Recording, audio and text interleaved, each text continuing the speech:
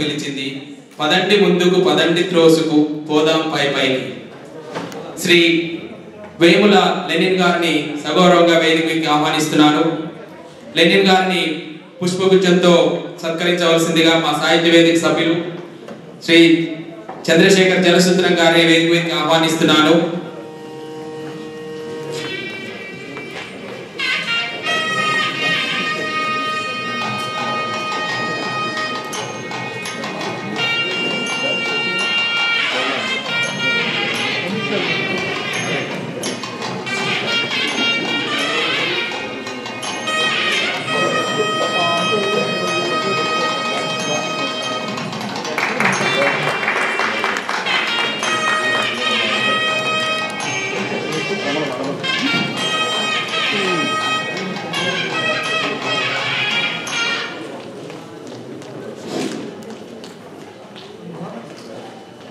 తెలుగు ఆధునిక సాహిత్యం అనేటువంటి ఒక ఆకాశ క్రమ్యానికి శ్రీశ్రీ రాసినటువంటి మహాప్రస్థాన గీతాలు 41 గీతాలు అవి పునాది స్తంభాలు అనుకుంటారు.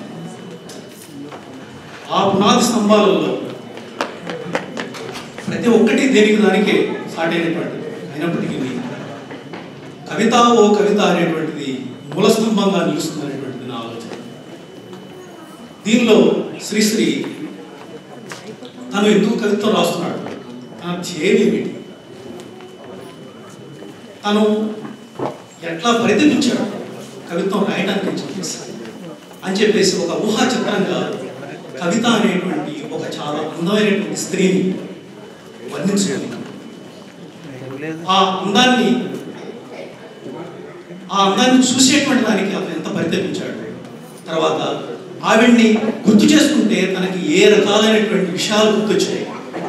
అదేవిధంగా ఆవిడ వెళుతూ ఉంటే ఆవిడ చేలాంచలంలో అంటే తన కొంగులతో వస్తున్నటువంటి యొక్క ఆ కొంగు వీస్తున్నప్పుడు, చీర కొంగు వీస్తున్నప్పుడు వచ్చేటువంటి గాలులతో ఆ కవిత్వాన్ని నిర్మించి నేను ఆవిడకి ఆ భక్తితో సేవ చేసుకుంటానని చెప్పేసి చాలా అతి రమ్యంగా ఈ కవిత ఓ కవిత అనేటువంటి గీతాన్ని రాశాడు. ఇది చాలా సుదీర్ఘమైనటువంటిది. ఇది చాలా మంది ఏమని చెప్తారంటే కవిత ఓ కవిత అనేటువంటిది ఆధునిక సాహిత్యకారులందరికీ ఒక మేనిఫెస్టో ఉంటుంది. ఇది చదివిన వాళ్ళందరినీ కవాతు చేస్తుంది. అదే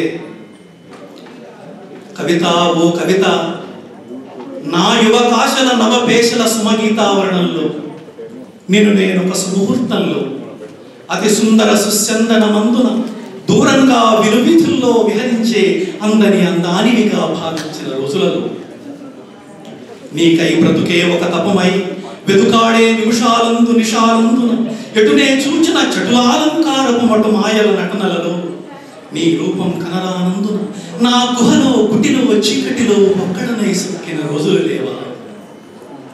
నీ ప్రాబల్యంలో చిరదీక్షా శిక్షా తపస్సమీక్షణలో నిశ్చల సమాధిలో సర్గద్వారపు పూర్ణమై వ్రేలిన నా మస్తిష్కంలో ఏ ఘోషలు భాషలు దృశ్యాలు తోచాయో నేనే చిత్ర విచిత్ర శమంత రోజున్యవహం చూశాను. నా గీతం ఏ శక్తులలో ప్రాణస్పందన పొందిందో నీకై నేనేరిన వేయే ధ్వనులో ఏ మూలల వెదకిన ప్రోపుల రణం నినాదాలు నడిరే ఆకాశం ఆవర్తించిన మేఘాలావర్షించిన ప్రచండ ఝంఝా ప్రపంచనం గజగజలాడించిన నడిసంద్రపు కెరటాల్లో మ్రోగిన శంఖారావం ఢంకాధ్వానం ఆ రాత్రి కారడవులలో లయాతీతమై విరతించిన నానా జంతుధ్వనులో నక్షత్రాంతర్ నిబిడ నిఖిలకాలం భూకంపాలు ప్రభుత్వ పతనాలు విప్లవం యుద్ధం అన్నీ నీ చైతన్యం నీ విశ్వరూప సాక్షాత్కారం. మరి నిన్ను స్మరిస్తే నాకు అగుపించే దృశ్యాల వినిపించే భాష్యాల అగ్ని సరస్సున వికసించిన వజ్రం ఎగిరే లోహసేనం ఫిరంగిలో జ్వరం ధరించే మృదంగనామం ఇంకా నేనే విన్నానా నడిరేయి నిద్దులలో అప్పుడే ప్రసవించిన శిశువు నడుకొని రుచిన స్వప్నాలను కాంచే చవలాని మనఃప్రపంచపు ఆవర్తాలు శిశువు చిత్రనిద్రలో ప్రాచీన స్మృతులు చే చప్పుడు వైద్యశాలలో శస్త్రకారుణ మహేంద్ర జాలంలో సావు బ్రతుకుల సంధ్యాకాలంలో సంస్పందన. కాలువ నీళ్ళలో జారిపడి కదులదనైనా చాలని త్రాగుబోతు వ్యక్తాలాపన ప్రేలాపన. కడుపు దహించుకుపోయే పడుపు కత్త రాక్షసరతిలో అర్ధనిమీలిత నేత్రాల భయంకర బాధల పాటల పల్లె. ఉరితీయబడ్డ శిరస్సు చెప్పిన రహస్యం ఉన్మాది మనస్సిని వారిలో భూకం కేక భేకం పాక. సమ్మెకట్టిన కూలీల భార్యల బిడ్డల ఆకటి చీకటి చిత్తుల హాహాకారం మార్తారావు. 1,00,000 నక్షత్రాల మాట, 1,000,000 జలపాతాల మాట, 100,000,000 సముద్ర తరంగాల మ్రొక్కలు. విన్నానమ్మా నా విన్నది వడిగా విలువడినై పరిగిడునై నా జతనడిగుడునై. ఆచలరేగిన కలగా పులగపు విలయావర్తపు భగవచ్చరవత్ పరివర్తనలో నేను ఏ విధులలో చక్రమణం చేశాను. నా సృష్టించిన గానం ప్రక్షాళిత మాముక పాప పరంపరల ఆనందవశంపద హృదయాన్ని చేస్తే నీకై మేలుకురిన సకలేంద్రియములతో ఏది రచిస్తున్నానో, చూస్తున్నానో, ఊపిరి తీస్తున్నానో, నిర్వికల్ప సమాధిలో నా ప్రాణం నిర్మాణం పొందిందో, అటులను మంత్రించిన సముద్రం గావించిన ఆ గాంధర్వానికి, తారానివాహపు ప్రేమ సమాగమంలో జన్మించిన సంగీతానికి, నానాడుల తీగలపై సాగిన నాద బ్రహ్మపు పరిచుంబనలో ప్రాణావసాన వేళాజనితం నానా కానామూన స్వరావళితం.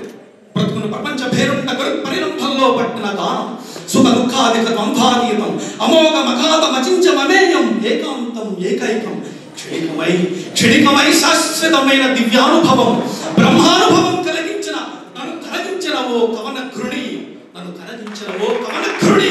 రమణి కవిత నా జనని గర్భంలో ఆకారం లేకుండా నిద్రిస్తున్న నా అహంకారానికి ఆకలి దొరికిన నాడు నా బహిరంతరింద్రియాలలో ప్రాణం ప్రసరించగా నేను ఈ భూలోకంలో పడి సుఖ దుఃఖాలేవో వస్తుంటే తలదాల్చి ప్రపంచ పరిణామంలో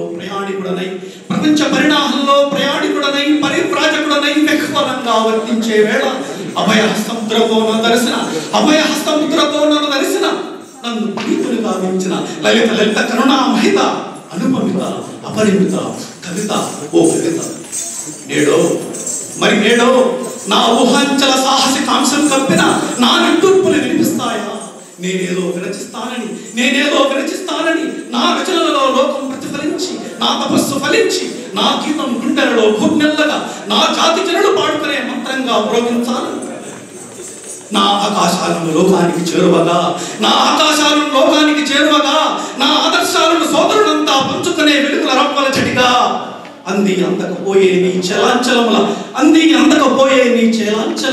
విసరుల కుసగాలులతో నిర్మించిన నా నుడి నీ గుడిగా నా గీతం నైవేద్యంగా హృద్యంగా అర్పిస్తాను.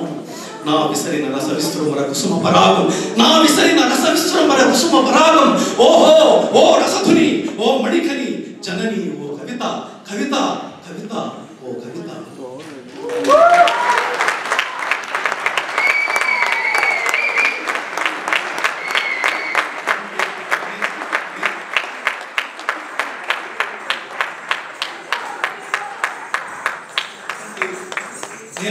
నేనంటానంటే ఈ కవితని రాసి మహాకవి శ్రీశ్రీ సాక్షాత్ సరస్వతిని ఆవిష్కరణ చేస్తున్నాడు. ఇంతటి అద్భుతమైనటువంటి కవిత ఇది.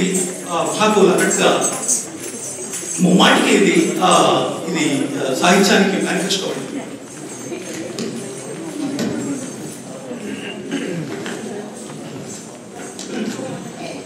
ఓ మహాకవి మా మహాకవి, ఓ మహాకవి మా మహాకవి, తెలుగు నాటి ప్రజాకవి శ్రామిక జనతా కవి, ఓ మహాకవి మా మహాకవి. నీ కవితా ఝంకారం ఆకలి రణ సంకేతం, మీ గీతా ప్రభంజనం ఆగమయుగ సందేశం, ఓ మహాకవి నీ సంస్కృతి కాంతి పథం నీ సంస్కృతి కాంతి పదం, నీ సాహితీ క్రాంతి రథం, నీ ధ్యేయం సమ సమాజమదే రేపు నిజం నిజం, నీ ధ్యేయం సమ సమాజమదే రేపు నిజం నిజం. ఓ మహాకవి మా మహాకవి, జన సాహితీ కృతికర్త, యుగ సాహితీ నిర్ణేత, జన సాహితీ కృతికర్త, యుగ సాహితీ నిర్ణేత. మీ మార్గం అజేయం, నీ సంహిత సజీవం, నీ మార్గం అజేయం, నీ సంహిత సజీవం. ఓ మహాకవి మా మహాకవి, తెలుగు జాతి వెలుగు రేఖ మహాకవి శ్రీశ్రీ, తెలుగు జాతి వెలుగు రేఖ మహాకవి శ్రీశ్రీ. నీకివే వందనాలు మహాకవి శ్రీశ్రీ, నీకివే వందనాలు మహాకవి శ్రీశ్రీ. ఓ మహాకవి మా మహాకవి, ఓ మహాకవి మా మహాకవి, మా మహాకవి.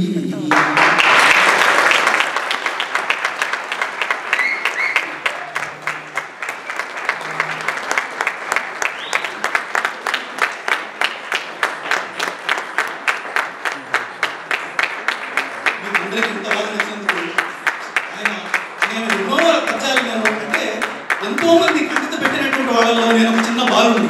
అంటే అంతటి ఉద్ధృత కలిగినటువంటి ఆ కవితలు, ఆ ప్రతిజ్ఞాగీతం ఇందాక వర్ణించినట్టుగా, ప్రతిజ్ఞాగీతం అయితే ఇంకా ఎంత కవాతు చేసుకుంటుందంటే ఆ ప్రతిజ్ఞాగీతంలో,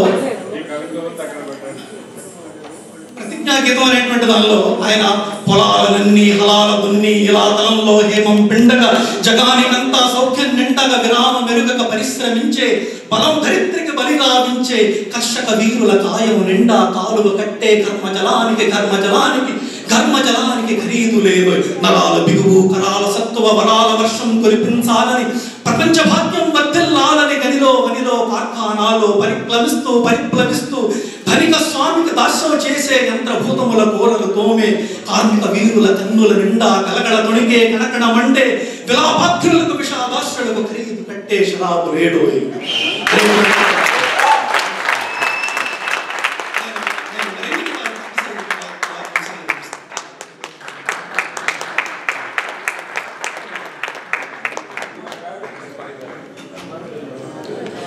లెనిన్ గారు ధన్యవాదాలు. మీరు మా వేదికకు పరిచయమైనందుకు మేము అదృష్టంగా భావిస్తున్నాము. మళ్ళీ ఈ వేదికను అలంకరించవలసిందిగా కోరుతున్నాము.